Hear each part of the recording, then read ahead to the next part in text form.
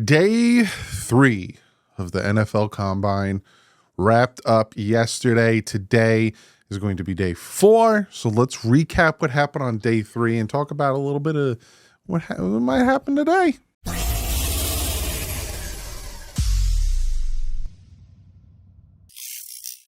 What is up, Fin fans? Hope you're enjoying these NFL Combine videos. If you are enjoying it, hit the like button, comment below, say, hey, love what you're doing, cool twist, do it again next year.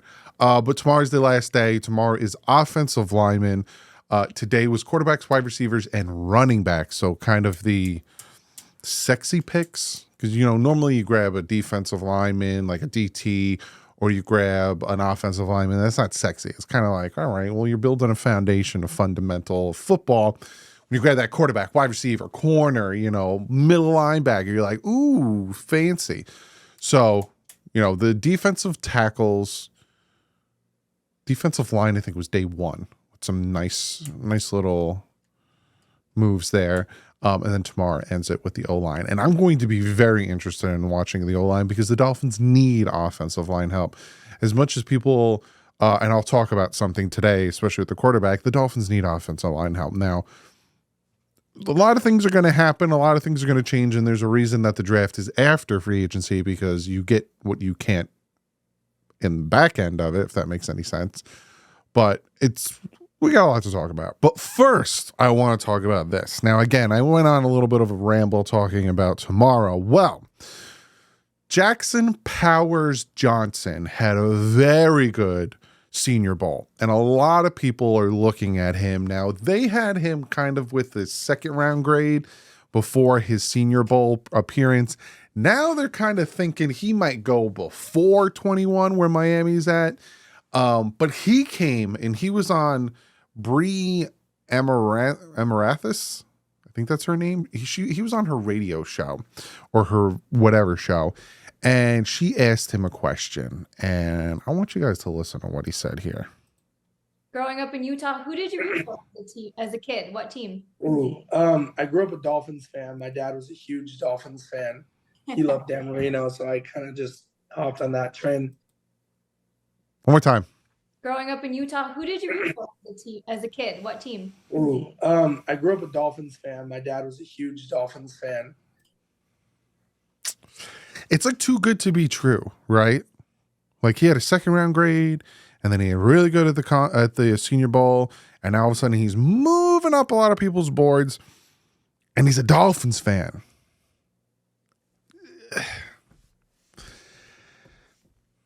I kind of hope he doesn't do really well today. That sounds horrible, but I want him to be there at 21. If the Dolphins are able to grab him at 21, they possibly, again, he has to pan out. He has to, pan out in the NFL, but they'll be set at that position at least for 4 years, where they'll get him for cheap on the dollar. 21st overall pick is not a lot. Then they have an option at a 5th round, at a 5th-year option. We'll see. I'm not getting my hopes up. Rather be surprised than let down. There's a lot of players that I want the Dolphins to get. I will make videos about that. Again, we still have to hit free agency, but oh man. So let's talk about what happened yesterday, and then you're going to get a video later. You're getting 2 videos today. So if you haven't yet and you want to, go back and watch the whole series. I did it all the way from day 1 to day 2 to now day 3. And now we'll do day 4 later today. Go check them out if you're interested in seeing who I thought the best players were and some little tidbits on who the Dolphins met and everything. Go back, watch the whole series. It mean a lot to me. So again, today it was quarterbacks, wide receivers, running backs. Did not participate. Caleb Williams, Drake May, Jaden Daniels. So kind of the top 3 quarterbacks didn't do anything. Marvin Harrison Jr., Malik Nabers, and Jonathan Brooks also didn't perform. And Marvin Harrison Jr. even he didn't even show up for interviews or anything, which is interesting. That's a little, they're going to write that down and be like, oh, you didn't come for pressers or anything like that. That's a little interesting there. So going to talk a little bit about top performers. And I'm going to talk about the big kahuna, the guy who really turned heads and made people go ooh. And that's Xavier Worthy, the wide receiver out of Texas. He ran a 4.21. He's 5'11", 165. People are calling him the next Tyreek Hill. Ran a 4. We heard that a lot though. Jakeem Grant kind of got that little nod there too with his speed. But he ran a 4.2, 140. He had a 41.5-inch vert and a 10-foot 4-inch broad jump. He helped his stock. Now, before the combine, he on PFF was ranked 66th. So he's more of a second round pick-ish. You know, some people might have reached for him, not thinking, you know, you got to think about this with the draft. And again, this is a video that I'm also going to make kind of preparing for you on how the draft works and stuff like that. When there's a run at players, some teams will overreach or try to trade up because they like a guy, like say a team that's at 65 in the draft likes Xavier Worthy. And all of a sudden there's a run at receivers, but Xavier Worthy isn't taken yet. They might trade up into the 50s and be like, I don't think he'll make it to 66 because there's a run right now. I'm going to trade up and grab him. But he had a really great combine. And somebody posted this. Jordan Reed posted this to try to also show that, yeah, the combine is kind of the underwear bowl, as they like to call it, but it translates. Watch this. Watch his speed. Elusive, and then just keeps his feet in. He's just dangerous. Absolutely dangerous. And that's why a lot of people like a screenplay, which the Dolphins love to throw those bubble screens, and he takes it to the house. He had a big day. Definitely helped his draft stock. A lot of people are starting to push him up because of what he did. Another guy who actually had a really good day, and somebody I was keeping my eye on, is Spencer Rattler, quarterback out of South Carolina, 6'2", 211. So he's not the prototypical height of a quarterback. He's at 6 foot, so it's around the size of Drew Brees, Russell Wilson, Tua Tagovailoa.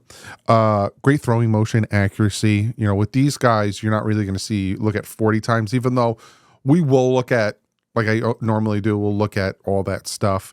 But for him, it was his throwing. And he had, you know, great throwing motion, accuracy, great velocity when he needed it. That's the stuff that you're looking for. I was out to dinner with my family, and I was watching the combine because, of course, at the bar they had it on. And I'm sitting there watching it, and I'm like, that's a bad throw. That's a bad throw. Because you'll see the wide receivers running their routes and got to fit it in there. But I will also say this. They're throwing to people who aren't their receivers. They're not guys that they work with and stuff like that. So, but had a good day. Penix, 6'2", 216. He was having a good day. I was watching him. A little bit of swag to him that I really liked. A nice deep ball accuracy, nice touch pass. PFF had him ranked 47th. A lot of people think he's going to go in the second round. Spencer Rattler, PFF had him ranked 84th. So those two guys seem to be second round picks. But a lot of people think that Penix might go late first. And I made this tweet, and, you know, obviously there's some people who didn't like the tweet.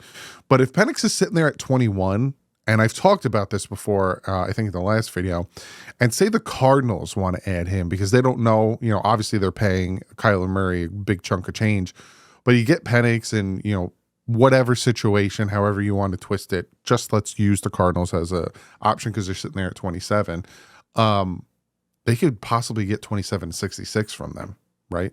Pick up a third. I think that's the early thirds, and move back and still be in the first and still grab somebody if they're there, because that's a possibility. A lot of these guys, a lot of these teams might try to jump into the late first round to grab these quarterbacks because you get that 5th-year option. You get that option to have them for that extra year and not have to pay them. So like the Penix and the Rattlers and some of these other quarterbacks, that the Bo Nix and all those guys who who's going to be a second round, early second round, that's where that run of quarterbacks will go, they might jump into the first and grab it over these other guys because they get that 5th-year option. There's a lot of options. Like there's a possibility that the Dolphins can go from 21st. Let's just say, I'm not saying this is going to happen, but the 33rd team, which I think is the Panthers, want to get back into the 21 into the first because there's receivers there that they want, Troy or whoever you're thinking of. And they want 21. And the Dolphins go from 21 back to 33, which obviously sucks because you're possibly missing out on big, talent. But you're picking up 33. They will definitely have to give up a lot to go from 33 to 21. So we might pick up an extra second next year. We might pick up, I want to get a 3rd or a 4th. Maybe you get both a 3rd and a 4th.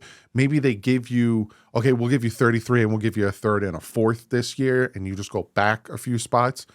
That would be awesome because then we have 2 second round picks, a 3rd, a 4th, you know what I'm saying? You don't get that 1st round talent, but you could still get really good players in the second. But I'm going off because that is something that is a possibility, and it's a video that I'm going to make come end of March. But Penix had a good day. Again, deep ball accuracy, nice touch. That's kind of his bread and butter there. The thing with Penix, though, that is hurting him from being a top 15 talent and a top 15 pick is his injury history. And I know people in the comment section are going to be like, "Bro, you're talking about low." Go back and watch my assessment of Tua and how his injury history scared the crap out of me. Same thing with Penix. And again, just to reiterate what I was going to say, when I said him on Twitter, him being at 21, we trade back, people were like, "Why wouldn't you take him? Why wouldn't you take him?" Because Tua is going to get regardless if I want him to or anyone wants him to, Tua's getting a contract extension. You don't go out and give a quarterback a contract extension and then with your first pick in the draft, you take a quarterback. It's just not fundamental make sense at all. So Penix had a good day. Isaac. Isaac, I'm going to butcher his name. Guerendo, I think that's how you say his name. Running back out of Louisville, 4.3340. Now he's ranked 150 on PFF. Nice footwork, caught every ball thrown his way. He does have somewhat of an injury problem. Again, that's probably why he's dropped down to 150. And he left from Wisconsin because they had a huge overcrowded backfield and then transferred to Louisville. Had a good pro day. Definitely helped his stock. Again, you're probably looking at like a 5th rounder. Might have been pushed up a little bit more because of his combine stuff. But very, very interesting there. Again, a lot of also what you're going to look at and a lot of what's going to happen now, especially after free agency that I'm going to talk about, is pro days. Pro days are where it's at. You kind of meet with you guys. You kind of put a little script together, especially quarterbacks. All right, we're going to throw a bunch of out routes to show the strength of throwing outside the numbers. We're going to throw a lot of posts. We're going to throw a lot of goes, all that stuff. But these guys, big day. Now we're going to look at Xavier Worthy, again, 4.21. Behind him, Nate Wiggins, 4.28. He thought he stole the show. But no, Xavier Worthy was like, I'm gonna take this from you. So when it comes to 40 and these quarterbacks, only 4 ran. And it's like you look at these names, you're like, who? 4.55, 4.8, 4.82, 4.95. No one ran. None of the quarterbacks ran a 40, which I find funny that 4 quarterbacks ran a 40. Running backs, the fastest, again, Guerendo, I think that's how you say his name, ran a 4.43. Jalen Wright, 4.38. Benson, 4.39. Robinson, 4.42. Sheridan, 4.45. And then you have the wide receivers, again, Worthy, 4.21. Brian Thompson Jr. running a 4.33. He isn't one of the top. Again, if you go and you look at PFF, and we'll go just overall, we'll go to wide receivers. He's not even the top. He's 29th ranked, and he is what? 1, 2, 3, 4, 5th ranked wide receiver. Man ran a 4.33. He's going to be a good receiver. Mitchell, 4.34. Walker, 4.36. A guy that I'm hearing a lot of good things. Well, Roman Wilson from Michigan, 4.39. He's sitting. Where is he? Look at that PFF grade for last year, sitting at 48. Really good PFF grade. Ran a 4.39. Troy Franklin 4.41. Where is the guy that I'm hearing a lot about? Luke McCaffrey. I'm hearing a lot about him. Ran a 4.46. Apparently the Dolphins have a coach on our staff that's related to Luke McCaffrey. I keep hearing things about him. Now, are the Dolphins going to take him? I don't know. But apparently he's related to Christian McCaffrey. But a 5.96 grade.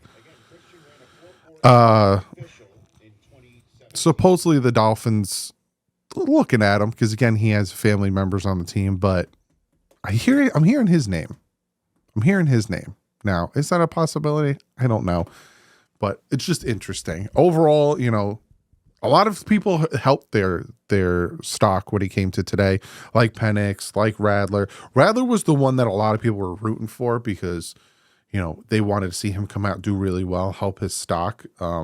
He's on the shorter side again, but can definitely help him. A lot of the quarterbacks tend to help themselves, especially without the top guys not throwing, like Williams and May and all of them. But today was interesting. Very interesting. This whole draft is going to be interesting. It's so funny how the drafts work. Like last year, there was good running backs. This year, you're not hearing much about the running backs. How all that stuff, I don't know why I said stuff like that, changes. But comment below. Let me know what you guys think. I will see you guys later today, guys and girls, talking about the offensive line because they're on their own. They don't do special teams anymore, which I find very interesting.